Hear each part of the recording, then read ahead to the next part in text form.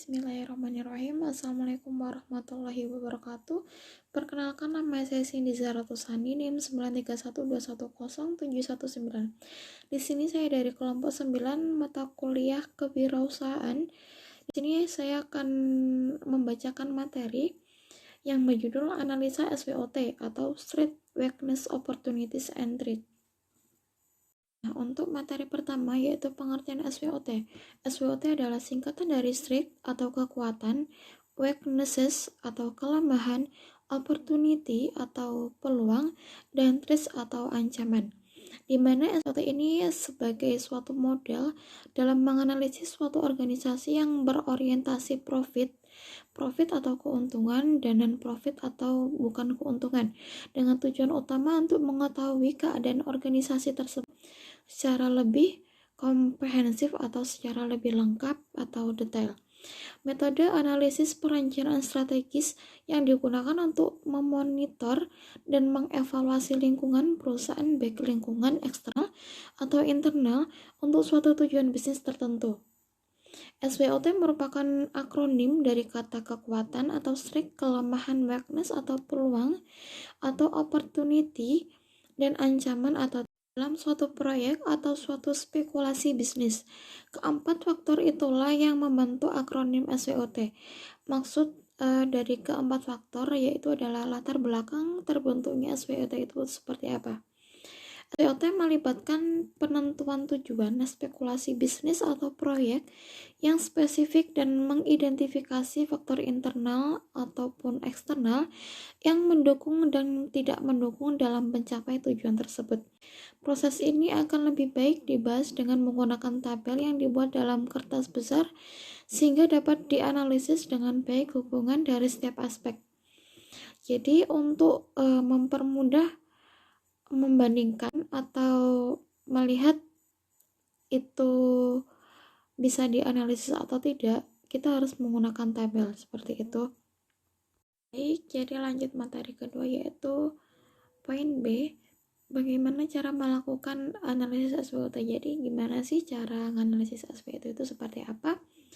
Jadi yang pertama adalah kekuatan atau strength merupakan hal yang dapat menjadi kekuatan yang dimiliki oleh perusahaan. Biasanya berwujud sumber daya yang dimiliki oleh perusahaan, baik sumber daya manusia atau sumber daya lainnya, termasuk di dalamnya tenaga kerja atau goodwill, modal, mesin, dan sebagainya.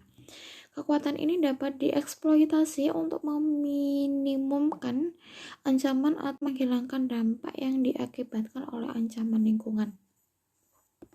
Kedua yaitu kelemahan atau weakness merupakan segala sesuatu yang menjadi kelemahan atau kendala-kendala yang menyebabkan perusahaan itu sulit untuk berkembang dan untuk meningkatkan kinerja perusahaan itu sangat sulit.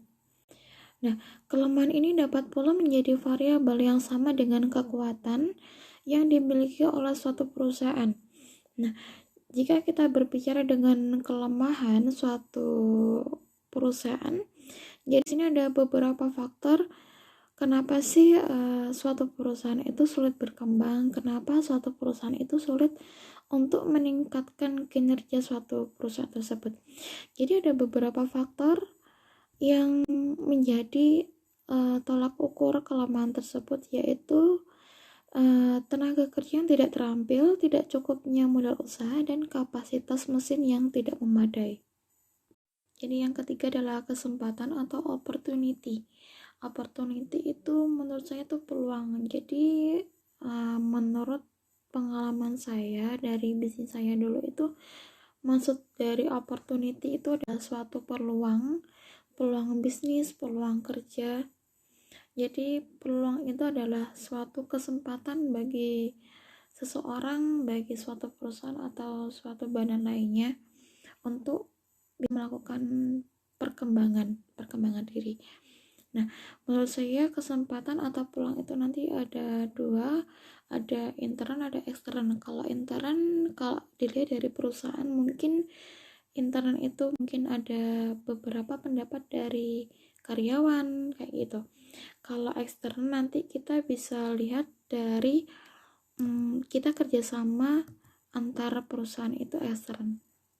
adalah hambatan atau threat. Itu adalah hambatan, itu ancaman ya. Ancaman adalah suatu situasi yang dapat mengurangi kemampuan bisnis atau perusahaan untuk melindungi dan memperbaiki kedudukan kompetitifnya dalam pasar. Jadi ketika kita punya hambatan, itu akan mempersulit untuk perkembangan suatu bisnis. Nah, terus apa saja sih manfaat analisis SWOT tadi? Manfaatnya mampu memberikan gambaran suatu organisasi dari 4 dimensi, yaitu strength, weakness, opportunity, dan threat. Sehingga pengambilan keputusan dapat melihat dari 4 dimensi ini secara komprehensif. Dapat dijadikan sebagai rujukan, mampu memberikan pemahaman, dan dapat dijadikan penilaian secara rutin dalam melihat progres atau report. Jadi gitu pemaparan materi dari saya.